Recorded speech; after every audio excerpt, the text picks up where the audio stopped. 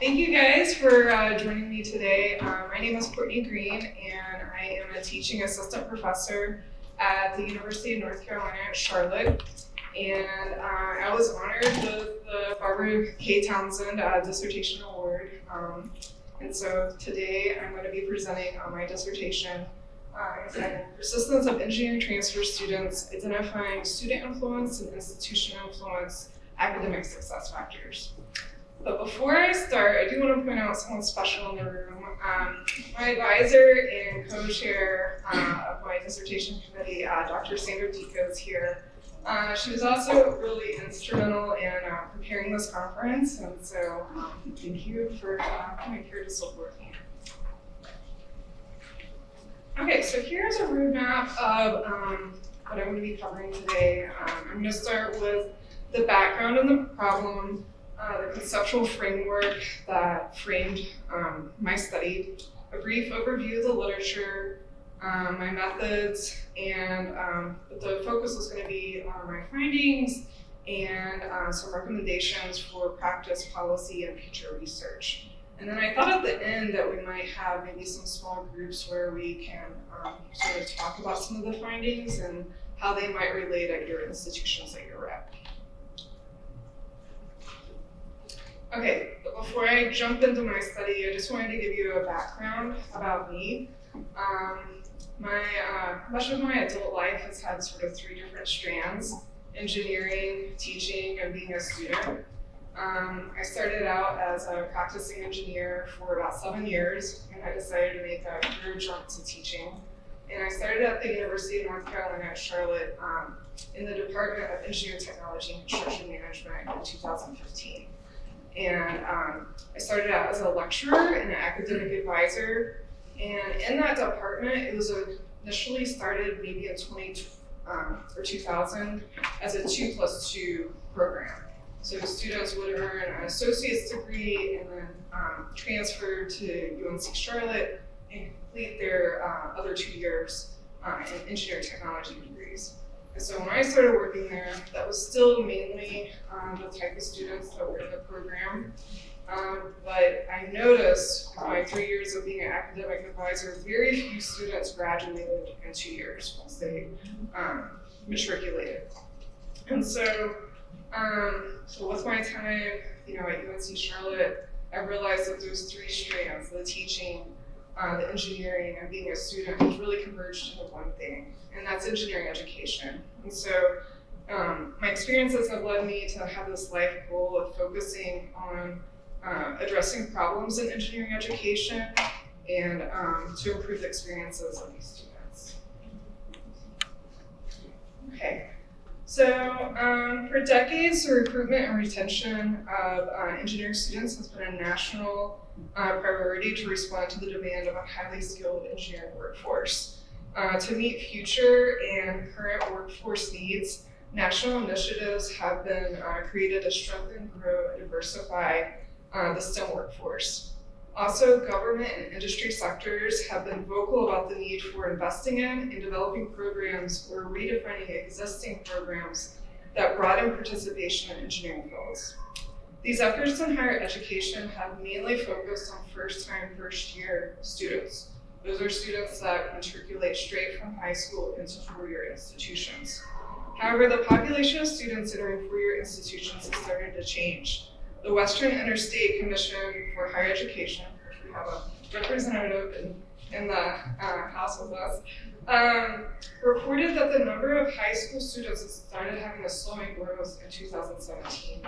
And more concerning is that starting in 2025, it's projected that that's going to decline until 2037. So not as many students matriculating onto higher education. Secondly, student mobility in higher education has grown more prominent in the last 2 decades. As a result, students who migrate from 2-year to 4-year institutions or vertical transfers have become a significant subpopulation of students at 4-year institutions. Community college students are a heterogeneous group. They're more likely to be students of color, women, work full-time, lower income, students with disabilities, veterans, and older than students who matriculate from high school to four-year institutions. Due to the diverse makeup of community college students, leaders in engineering higher education have highlighted the importance of the vertical transfer pathway in broadening participation to baccalaureate engineering degrees. So problem fixed, right? That's how we can fix our diversity problem in engineering. Well, there's a couple of issues with the vertical transfer pathway. Only about 15% of community college students will successfully transfer to four-year institutions. Of those, 48% will earn a baccalaureate degree within 6 years. This is compared to 63% of first-time first-year students. Another problem is the Department of Education and other national organizations do not collect or report on national level graduation rates for engineering transfer students. A decade ago, leaders in engineering higher education met to discuss the barriers and opportunities to enhance the vertical transfer pathway. The meeting attendees agreed that there was a need for a comprehensive and coordinated plan to enhance this pathway. However, since that meeting 10 years ago, there's not been a formalized plan or executed, and the body of literature on engineering transfer students remains sparse. Okay, so my study takes place in North Carolina. The UNC system includes 5 universities that offer baccalaureate engineering degrees. The UNC system and the North Carolina Community College system have partnered to create statewide comprehensive articulation agreements that establishes transfer credit. 80% of North Carolina community college students migrate to public or private universities in North Carolina. While there's been a steady growth in the number of vertical transfers over the last 4 decades, there's still significant differences in the retention and graduation rates between vertical transfers and first-year, first-time students. Okay, so this study was guided by Smith and Van Aken's 2020 systematic review of literature on the persistence of engineering transfer students. Through their review, they found that only a quarter of the literature used a theoretical framework. So they reviewed the literature and developed a literature-based engineering transfer student persistence model that was adapted from Tinto's theory of integration. The model consists of 3 major categories of existing factors that have been identified as affecting baccalaureate degree attainment for this population of students. For my study, pre-entry characteristics are student influence factors, and they include student demographics and community college academic factors such as transfer credit and whether or not the student earned an associate's degree. The college or Department of Engineering environment is described as institutional influence factors. And then the institutional experiences, including the student's academics at the receiving institution, are described as both student and institution influenced. This category acknowledges the interactive relationship between support services offered by the college or Department of Engineering and academic outcomes. For example, a student's first semester at the receiving institution, the classes that they take is a combination of the advice from an academic advisor and the amount of transfer credit that they're bringing in. So I had 6 themes that I found for my literature review, but I just want to highlight 3 of them. 1, a more inclusive theoretical framework is necessary to reflect the characteristics and experiences of engineering transfer students. 2, most of the studies were qualitative, or the studies that were quantitative, they mainly focused on descriptive statistics. Advanced or inferential statistics have been underutilized in this field of study. The few studies that did use advanced statistical methods, they were limited to 1 institution and did not include longitudinal studies. And a lot of the studies also just focused on that first term GPA. They were focused on transfer shock. So, and then the 3rd thing, the interaction between student and institutional factors that impact persistence have been explored by very few studies. So these are my 4 research questions that I have for my study. The first question was, how do student and institutional factors predict the academic success of engineering transfer students in their first term at the receiving institution? 2, how do institution influence factors moderate the relationship between pre-transfer academic factors and academic success of engineering transfer students during their first term at the receiving institution? 3, how do student and institutional factors predict baccalaureate engineering degree attainment of transfer students? And then lastly, how do institutional influence factors moderate the relationship between post-transfer academic factors and baccalaureate engineering degree attainment?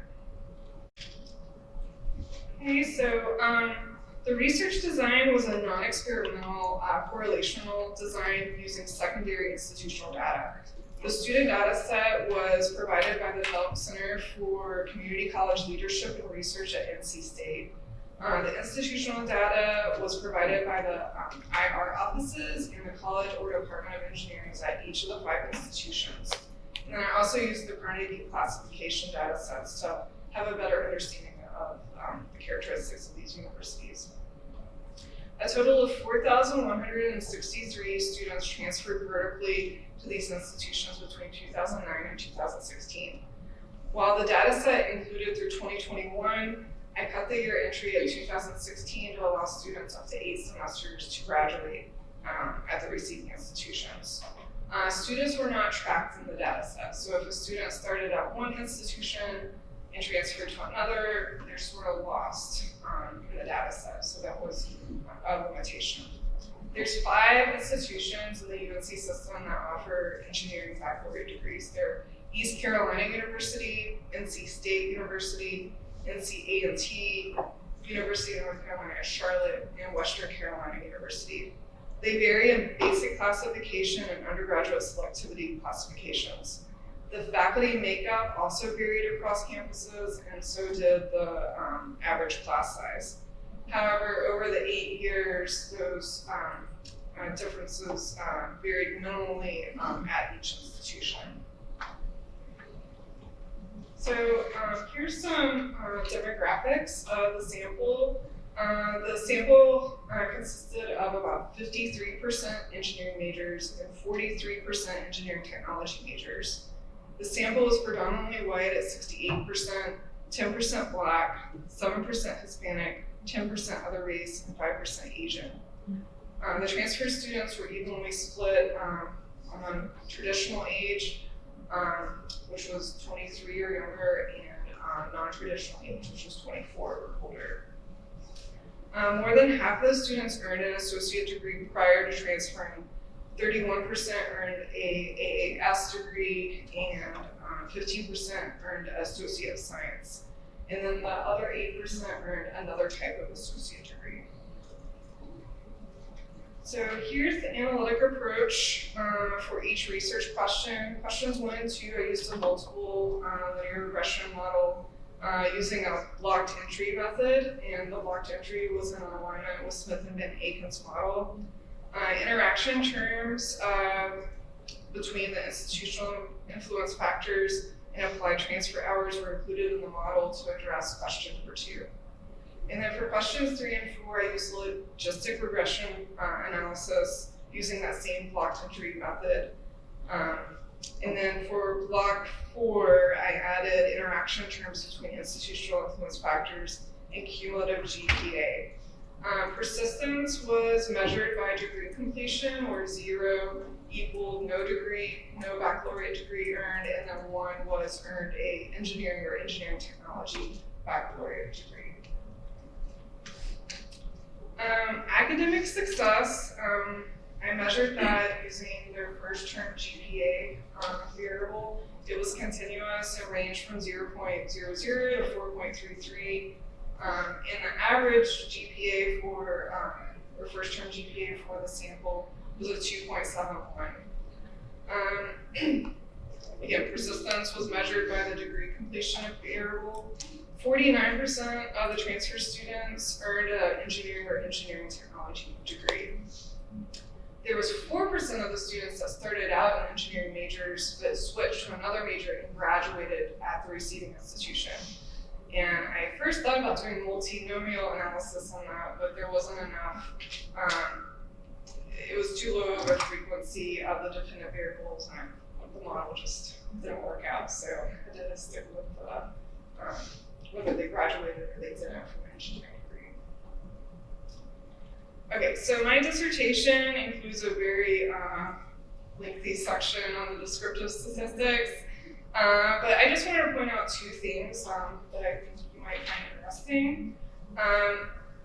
One was students at master's universities earn the highest first-term GPA, and then students at doctoral universities with very high research earn the lowest first-term GPA. These results suggest that as the amount of research activity increased, the average first-term GPA decreased. These findings may reflect differences in grading standards and practices across the receiving institutions instead of research being a direct effect on academic performance. However, for the persisters, the students that did graduate, those GPAs narrowed. Credit loss was also discovered from the descriptive statistics. On average, the engineering persisters had an extra 20 hours of transfer credit applied to their degrees.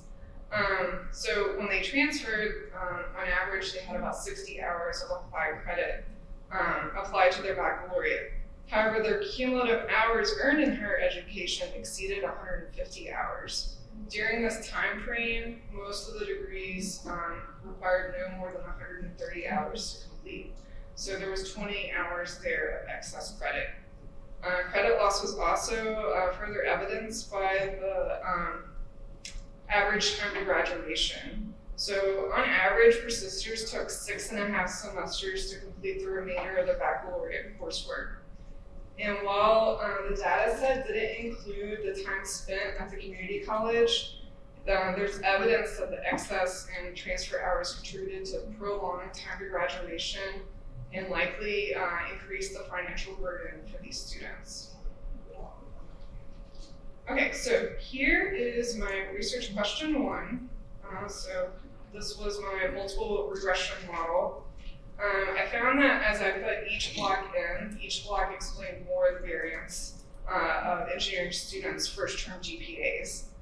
The full model suggests that close to 33% of the total variation of first-term GPA was predicted by student background, pre-transfer academics, college environment, and post-transfer academics.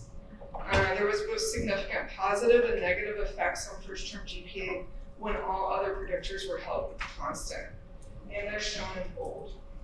So for the student background variables, race and ethnicity and age emerged as significant predictors of first-term GPA. On average, Black students earned 0.27 points lower on their first-term GPA compared to white students. Hispanic students on average scored 0.13 points lower on first-term GPA than white students. Cancer students that were 24 years or older earned, on average, 0.13 points higher on their first-term GPA than traditional age students. For the pre-transfer academic variables, the number of applied transfer hours contributed significantly to the prediction of first-term GPA. There was a predicted increase of 0.03 points on first-term GPA for every 10-hour increase in applied transfer credit hours. For the college variables, there was a predicted 0.01 point increase on first-term GPA for each 1% increase in female faculty members. All post-transfer academic variables contributed significantly to the prediction of first-term GPA. For each hour increase in the attempted hours first-term, there was a predicted decrease of 0.22 points on first-term GPA. And then contrastingly, for each hour increase in earned hours in the first term, there was a predicted increase of 0.24 points on first-term GPA. So for question two, I looked at the moderating effects of the institutional factors and applied transfer hours.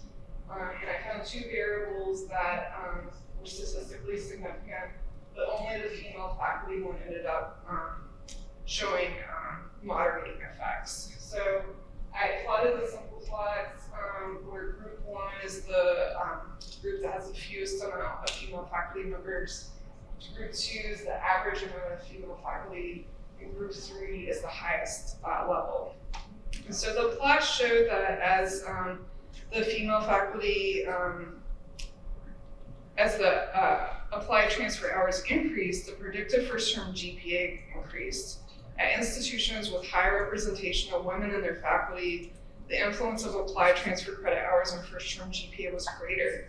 And then contrastingly, at institutions that had lower percentages of female engineering faculty, applied transfer hours were less influential in predicting the probability of first-term GPA. Okay, so for question number 3, the logistic regression model indicated that each block is statistically significant, and the model correctly classified up to 87% of cases. So some of the key findings was that gender, race, and socioeconomic status of a student did not significantly predict persistence to engineering degree. Specifically, underrepresented students were just as likely as white men to persist to the baccalaureate. Additionally, first-term GPA did not significantly impact the likelihood of persistence. It may be that students in the sample experienced a substantial dip in their first-term GPA compared to their academic performance at the community college, and it's no longer a significant factor in explaining departure from the major. More, it's possible that completing challenging gateway courses in the major increased their resilience and served as an impetus for students to further their commitment to engineering and engineering technology. Students who were 23 or younger when they transferred were significantly more likely to persist to the degree compared to non-traditional age students. This finding suggests that while older students have higher levels of academic success in their first semester, they face additional barriers to the baccalaureate. Students with more applied transfer credit hours were significantly more likely to earn a baccalaureate degree compared to students with less applied transfer hours. Also, students who earned an associate degree were more likely to earn a baccalaureate degree compared to students that did not have an associate's degree. Something that was surprising, though, was that it didn't matter what type of associate's degree that they earned. Students that had an AA, an AFA, or an AGE were twice as likely as non-associate's earners in completing an engineering degree. So those degrees typically do not require math or science or higher levels of math and science classes. And it's unexpected given the literature on the importance of completing these classes before transfer and the persistence of engineering transfer. These findings provide evidence that persistence to an associate degree is related to persistence to a baccalaureate degree. And it's plausible that just the act of completing an associate's degree prompted resilience and confidence in these students regardless of the classes completed at the community college. An unexpected finding was that the total number of semesters spent at the receiving institution did not significantly increase the likelihood of persistence. I thought that the more time that the students spent at the receiving institution, the more likely they would persist and graduate with a degree. However, that's not evident in the study. These findings suggest that higher levels of academic performance, such as GPA and earned hours, were more influential in predicting the probability of persistence than time spent at the receiving institution. And while all of the institution influence variables were significant, their odds ratios were close to 1, which indicates negligible differences. And similarly, when I looked at question number 4, all the odds ratios were close to 1, so I can't really say that there was any meaningful moderation of effects of cumulative GPA on persistence. So there were some limitations to my study. I was limited to the variables and variable definitions that were provided in the UNC system data set.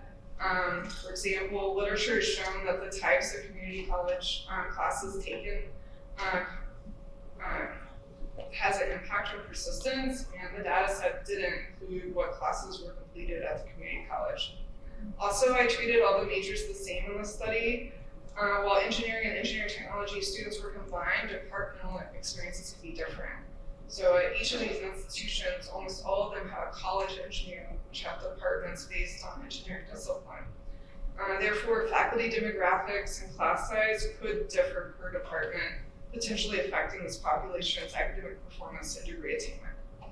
Additionally, student integration goals and commitments commitments of the transfer students were not accounted for in the study, yet these factors have been shown to be predictors of academic performance and persistence, and they were included in Smith and Van Aken's original model. Lastly, in the study, the last year of entry was 2016, which allowed for 8 semesters to graduate, but it's likely there were some students that graduated last year, or maybe they're going to graduate this semester and they're not captured as persistent. So there's several implications for policy and practice, particularly for institutions that want to increase the academic success and reduce time to graduation for engineering transfer students. The findings show that underrepresented students of color experience a lower first-term GPA at four-year institutions included in the study. The findings suggest that faculty, academic advisors, and other student services personnel working with transfer students of color consider using a multifaceted approach that includes an anti-deficit mindset and targeted student support services. Further, administrators and college personnel should inform transfer students of possible changes in academic culture compared to community colleges, such as faculty expectations, grading standards, pace of instruction, and course norms through transfer-specific orientation and transfer-specialized advising.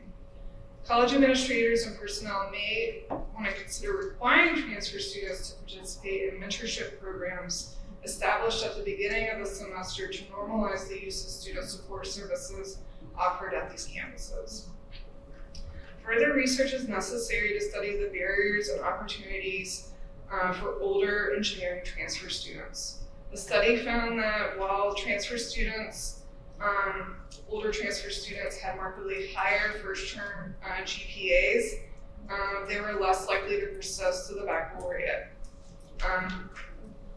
These findings suggest that college administrators and personnel explore ways to ease some of the barriers that older transfer students may face in their pursuit to advanced engineering degrees. A few recommendations include creating targeted on-campus student employment, offering courses and student support services in late afternoon or evenings, and even on-campus childcare. Finally, the findings from the study are promising for North Carolina community college students who pursue advanced engineering degrees in the UNC system. The results suggest that while transfer students may experience a dip in GPA during their first semester, their academic performance in the first semester does not predict their persistence to advanced engineering degrees. Further, the findings provide evidence that transfer students with more transfer credit experience higher first-term GPAs and are more likely to persist to engineering technology baccalaureate degrees. However, on average, the students in the study had an average of 20 hours of transfer credit loss and spent 3.5 years on average at the receiving institution. College administrators may want to consider implementing transfer specialized advising by engineering discipline and evaluating critical courses that could impact time to graduation. Critical courses should be offered every semester, including the summer, if possible to optimize time to graduation for these students. Additionally, the receiving institutions in the study should identify and communicate with community colleges where most of their vertical transfer students are matriculating to make sure that community college advisors are aware of critical first and second year math, science, and engineering courses required for advanced engineering degrees. There's also several implications for future research. So there's several. First, the study contributes to the research of engineering transfer students by using advanced statistical methods to explore statewide longitudinal data sets. Multi-institutional or statewide samples allow for a greater understanding of how higher education system structures within states promote or detract from the persistence of engineering transfer students. Specifically, the study yielded findings that can better help understand how institutional differences impact academic success during their first semester and their persistence to the baccalaureate.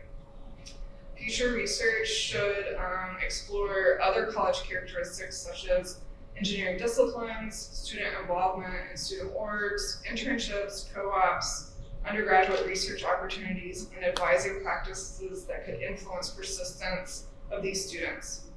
The study presents evidence that engineering transfer students' first term academic success and persistence is a function of 3 factors: student influence, institutional influence, and those that are considered both, influenced by both. In addition, the study provides evidence that Smith and Van Aken's conceptual model is applicable to first semester academic performance. Future research utilizing Smith and Van Aken's model should consider using a mixed methods approach so that they can understand sort of the experiences of students of color and older students as they navigate the transitional process and engage with the college environment. A mixed method approach may shed more light on inequities experienced by students of color and older students as they navigate the engineering transfer pathway. Lastly, examining different transfer pathways is another critical area for future research. Lateral transfer students, or students that transfer between four-year institutions, are becoming a more significant subpopulation of transfer students. Smith et al.'s single institution study found differences between vertical and lateral transfer students, particularly when looking at in-state and out-of-state students. Similar research design could be utilized in the Studency system data set to see if there are differences between those 2 transfer pathways as well. With that, I'll answer any questions, or if you have any feedback, I'd be happy to receive it.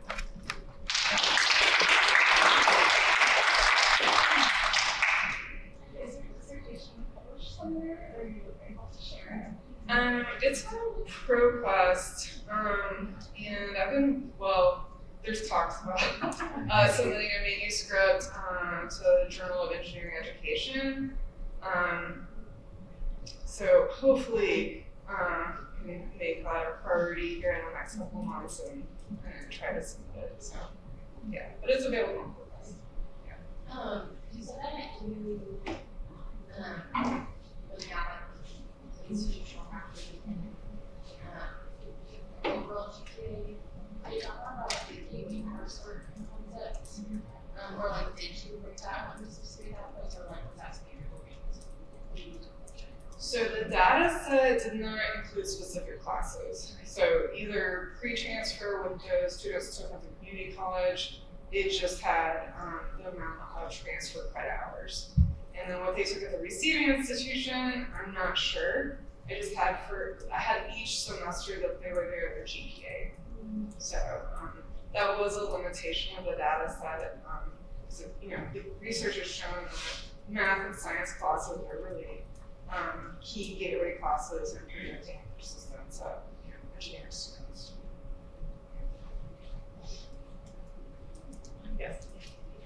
Thank you. On the previous slide, for this lesson, I don't know if I missed it, but you had the difference between like a pathway versus an actual degree, an associate engineering degree. Is that something that you're as Yes. What are the differences there? Yeah, so in 2018, there's a partnership between community colleges in North Carolina and then these institutions that offer baccalaureate engineering degrees, and it's called the engineering pathway. And that pathway is for an associate in engineering. So certain community colleges offer that associate's degree, and then the pathway was for once students complete that associate in engineering, transfer to one of these 5 institutions and complete the baccalaureate. And so that first cohort was in 2018, and so at the time of my study, the students were just supposed to be graduating, and I looked at the dashboard, the UNC system dashboard, and numbers weren't looking good for the 2+2 of that cohort. Of the first 80 students that were in that cohort, I think 2 graduated in that 2 years at the receiving institution. So that is something to look at in the future to see if that pathway is going to be a viable one to help students, not have credit loss and, lower their time to graduation.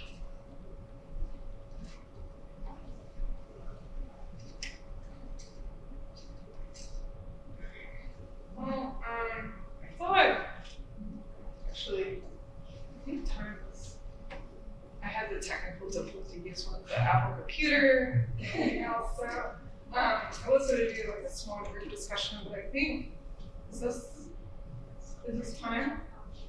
Or is it till 5? I know I'm standing between you and like, this is the last session. You're ready to go snow ski to dinner. But, oh, till 5. Okay, well, so these were some of the things, some questions I thought maybe, I don't know, there's not a lot of us in here, so maybe we don't have to do small groups, but, what other institutional characteristics could impact academic performance? So thinking about those college environment characteristics, what else could impact, academic performance and persistence?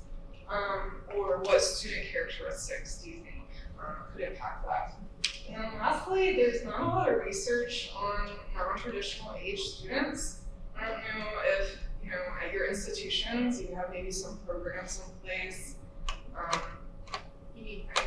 for engineering, yeah. I know at UNC Charlotte, there is not, there's not a student org for that. There, as far as I know, there's not a department that deals with that.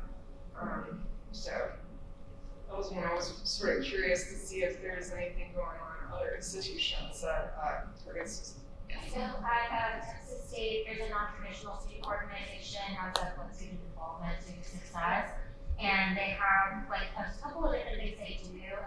They have like their own kind of lounge space that they have for folks, and they also have a refrigerator. So I know it's kind of funny, but it's like that way students, when they're traveling in, they can bring their food and stuff and store. Okay. Figure out how to navigate meal planning and all of that. And they do several events like themselves that they host. That's that. Okay. So, are students using it? They have pretty good membership from what I can tell. I'm not super involved with it in my role. They're very much, an autonomous group, which I think is expected when you're dealing with a non-traditional age. Right. Is that organization at Texas State, is that incorporate engineering students or is it mainly students? It's all students. Yeah, so it's not engineering specific, but I think you could, maybe encourage and help this engineering specific if you wanted to. Yeah. I don't know how they thought this be. Yeah. So we're hoping that one day we have a student board for older students. Until then, the best we've done thus far is an event that we have every quarter called the 25 plus meetup. And the students love it. We have it as like the campus watering goal. And we purchase the food and they can buy their libations. We provide color, crayons and like Mario coloring paper for any kids. Okay. Try and make it as open as possible. And we also created a Discord. So in the Discord, there's like a 25 and up channel that students can meet and come together. I have a question about your Discord because I had the thought earlier that what if we did a transfer student Discord, just like in general, for like incoming populations and prospective students, but how do you handle moderation for that? I love that question. It's perfect. We very much, what we kind of do is we create the shell and we tell the students that, we're responsible for their, for their content. Yeah. And then we go in and maybe add content every now and then. And if there's a troll, we'll remove them. Yeah. But we've had more good than we've had bad. I think we've had through one troll and one who's just kind of a jerk situation. So we've had that, but overall it's worked out well, but I can understand like from an administration standpoint concerns. Well, mine is really because I kind of lurk the Reddit pages and Yeah. stuff, and I'm like, there's so much misinformation. I'm like, y'all are answering questions like you didn't think you're talking about, like you don't, and it's not right. Especially like in regards to like admissions questions, advising questions, and you want to be like, directing them to the right office. I think at the beginning, you have some type of like, as you join this group, keep these things in mind. And so it's like, and then once they join, they basically signed over that they understand. I call them community guidelines, so I'll post reminders of, and I use these parties with me, so it's a branch local of it, but having those are groups is kind of scary. Some of the stuff that they say. So then I might have to reread the community guidelines again. Is there a moderator on Discord? I'm not familiar with Discord. I know on Reddit there's moderators that can sort of, if they see something that's like, they can just, You can make your students mods if you wanted to. Yes. So yeah. Okay. We had Discord when I was at my previous institution in the admissions office for incoming students. They were first and freshmen, and we had the more or less like our graduate assistant on there all the time.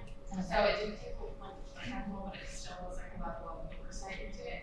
So when we had someone who was taking away from like the experience for other students, they had a one-on-one conversation with that student and still coming from like a point of staff role, but not necessarily like you're in trouble as a student necessarily. But like more so trying to just have the content and details. So an additional channel was made that was like a better scholar for them to have those conversations with other students. So there was also one like another channel for like students who like Minecraft that came out of it. So good like connections came out of it. But I feel like for the students, particularly within STEM, who are going into undergraduate education now are more familiar with Discord and like it more than for me in particular. Like as a kind of more specific group of students, we saw that they like stuff more than like an Instagram or like a Facebook page or whatever. We're all on Discord anyway because a lot of them like esports and gaming and they're on there too.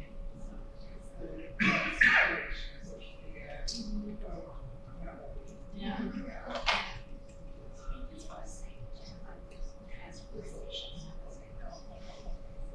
The transfer institution.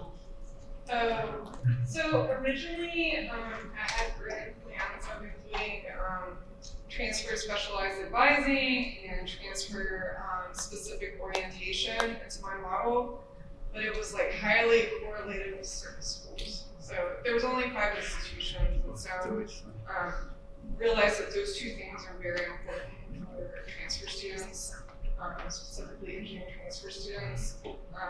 But I wasn't able to include those in the model because of that. But I think, if I was looking at maybe a multi-state or maybe using the midfield data set or something like that, maybe shed some more light about how advising, specialized advising, or specialized transfer orientations can help students. That also showed that universities that have more focus on research, students tend to not do as well, right? That first semester. Coming from a 2-year where not a lot of research happens, the teaching is more student focused. Right. I think it's kind of interesting, but you can kind of predict that where you don't have as much one-on-one interaction with the professor. So I'm in Dallas in March, and what Shane does is they have professors in practice that are more industry experience and then the more teaching focused and student focused. And so even the students I go through the program, I've talked to before, and even though they're superstars when they're in our program, they go to Texas A&M and they're struggling that first semester. Even though they already have engineering classes from A&M, because the teaching style is different, where it's more student focused versus more research focused analysis. Yeah, I know when I was going through school, my professors that had worked as a practicing engineer, they were so much easier to learn from than the students that were just, or the professors that just went straight through and had no industry. They just talked about theory all the time and I had no idea what they were talking about. And so, yeah, I can absolutely see how there would be a difference between those types of teaching styles. Yes. Say thank you, especially for that box bullet. good field, that there are a lot of people who have some college credits but not a degree who are coming back. At Clemson, we see a lot of our veterans, so they're going to call them the GI Bill. They're interested in engineering, and there's not a lot of research. Just so you know, and anybody else, there is an engineering education researcher at FIU, Florida International, who's studying this. Ruth Verhane, and is always looking for partners. So Ruth Verhane at FIU. Okay. I don't think he's mind if I said that. I'm partnering with it. Yes. Thank you, study of knowledge. Thank you for mentioning that. Yeah. Thank you. We're all connected through transcriptions. Yes. Well, thank you guys for sticking around and